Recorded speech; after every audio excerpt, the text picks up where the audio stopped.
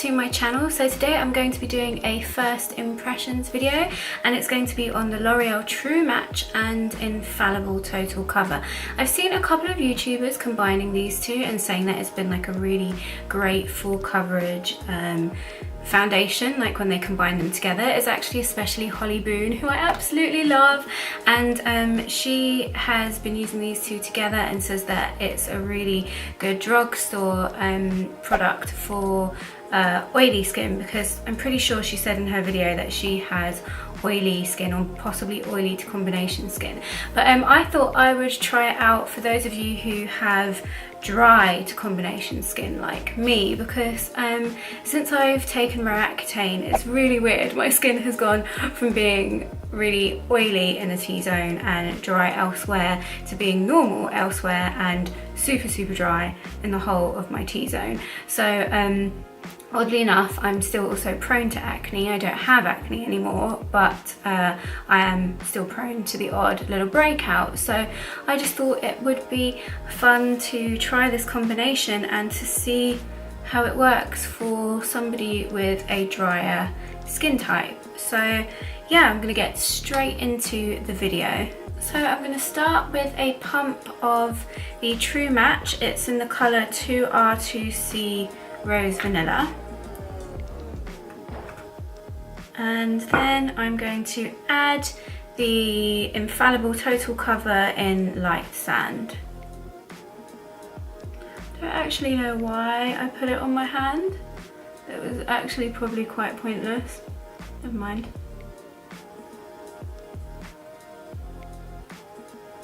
I feel like I'm gonna love the True Match because I think it's more for my skin type, but we shall see.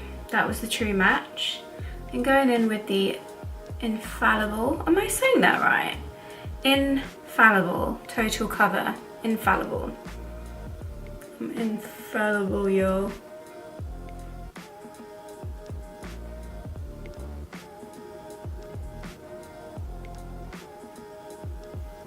And then I'm going to just leave it like that. No, I'm kidding. So I'm going to go in with a clean Real Technique sponge, and it's also damp. Ooh.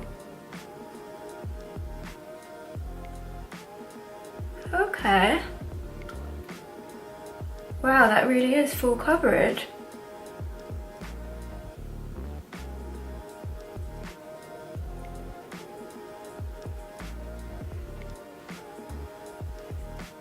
Okay, I am really impressed. I honestly thought it was going to be too drying for my skin.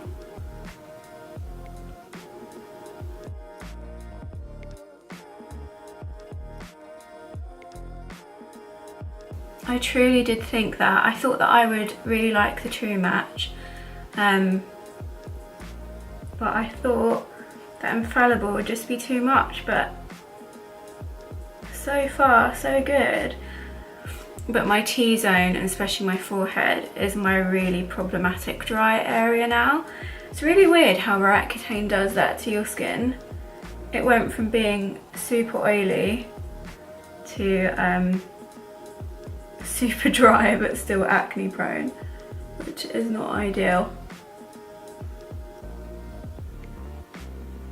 I do think though that if you have really dry skin, that this sort of stippling technique of like pushing the product into your skin works a lot better than like a buffing brush and buffing it, because you're kind of like picking up all the dry skin cells, I guess. Wow, okay. It's just... I also forgot to mention that you should really moisturise really well if you have dry skin and you're going to use the Infallible. I use the Oilatum Natural Repair Face Cream as my really intense moisturiser. Okay, so truthfully speaking, I think if you have dry to combination skin, mostly dry, you're going to probably love it on the areas that are more of your combination parts of your skin or more your normal parts. I would say like my cheeks are fairly normal, they're not overly dry and they're not overly oily.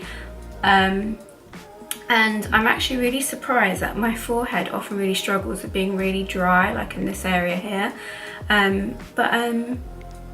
It's actually looking really nice. It looks great on my chin, great on my forehead. The only places I'm really not loving it is on my nose and under my eyes, and those are like my driest areas. But aside from that, I do genuinely think that this is a really great combo. Possibly I just use too much of this for someone with my skin type, so I probably use more of the True Match and less of the Infallible. So I'm actually going to go wipe it off my nose and my under eye area and just apply the True Match again and see how I'm feeling about that. It's so hot. It's really weird how Roaccutane works, I think, because it's quite odd to, oh, got a little black bit on my nose. It's quite odd to have your skin be so oily and then suddenly it's so dry. And my nose, of like all places, was always like the oiliest, but it's really strange how it's changed. So I'm now only applying the True Match. I'm gonna blend that in and see if that makes a difference. Oh yeah, I can already see that my skin is much more of a fan of this one. Okay, we have a winner. For me, the True Match is definitely my kind of foundation. I'm just gonna apply it under my eyes.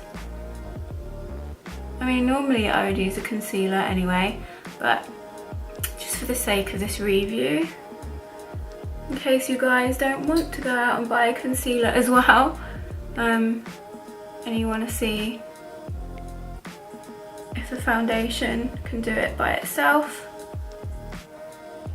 I don't know why this floppy hand's always here when I'm doing stuff as well. Where I would use concealer, I'm going to go in with the Infallible and just dot it in those places.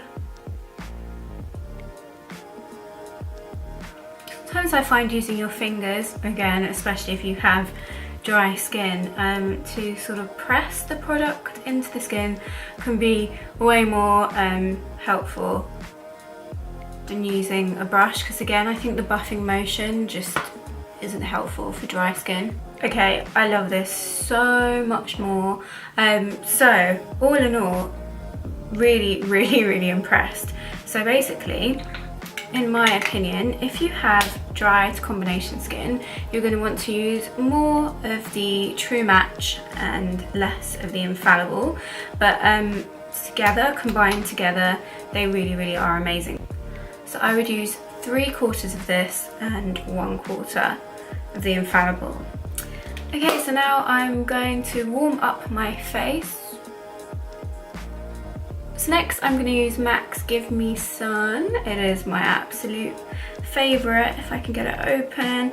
It is my favourite bronzer ever. Also guys, I'm really looking for like a really nice soft, what's the word, like blusher brush, is it? Is that what you would call it? Yeah, a blusher brush. I'm looking for a really nice soft one because I feel I'm using this MAC stippling brush, which I do really like, but it's so old now. I feel like my blusher brushes are just really old and they need a bit of an update, and they're a bit scratchy and they can make my makeup look a bit patchy. So yeah, any recommendations, please leave them below. Yeah, I'm seriously so impressed with this foundation combo. I'm genuinely going to be using it because I just think it's really nice. Like, I find it really hard to wear full coverage foundation because it normally just goes really patchy and like horrible on me, but I'm a fan. Next I'm using the Iconic London Shimmer Palette. which I'm always using, and as always I'm gonna use Bright and Lift. Girl, you better shine. I'm going to use the same MAC Give Me Sun. Just gonna contour my nose a bit, because you can't highlight without contouring your nose, can you? No, you cannot. Snatch that nose. I'm gonna go back in with that Bright and Lift highlight, just with my finger, and just run that a little bit down the bridge of my nose and a tad on the end, because why not? We all love a bit of highlight. Just make sure you blend it, because sometimes I don't blend it very well and I look a bit like Rudolph. So on my lips I fancied a bit of a pop of red, so I am going to use Lady Danger, an old favourite from MAC, and just apply it straight from the bullet, because I really can't be bothered to use a lip. Okay.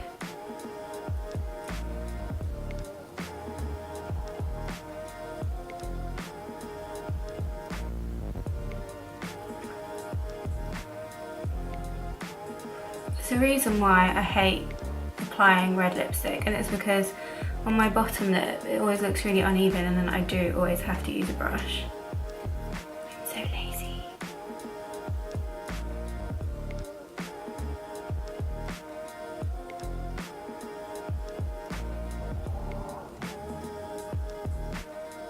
So again, all in all, I'm absolutely loving the True Match, and I do love the combination for if you do have dry skin, just go a little bit more easy on the Infallible and heavier on the True Match. So yes, it's a thumbs up from me, and I'm really surprised that it's worked for my crazy weird Roaccutane, post-Roaccutane skin.